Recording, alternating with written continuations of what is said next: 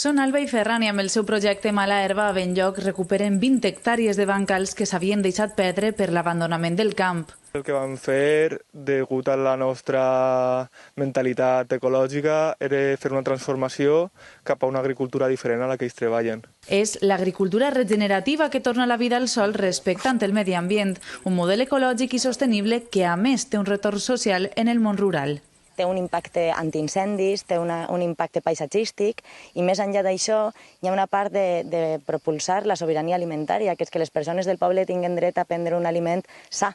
Cultiven oliveres mil·lenàries de la varietat Farga, però el seu és només un dels projectes que ara impulsa la Niuada, una incubadora d'idees del Pacte Territorial Plana Alta Nord per a dinamitzar els pobles a través de l'economia social. Ajudar a persones emprenedores a crear empreses amb triple sostenibilitat, sostenibilitat social, ambiental i econòmica. Requisits amb els que es revertís el despoblament i canvien els rols tradicionals. Jo mateixa m'he empadronat ara enguany, no? Som dones, treballant al camp també, i perquè necessitem transformar el món rural. I es deixa clar Treballar al camp al final és també una manera molt rentable de guanyar-se la vida. i que la vida rural té molt a oferir.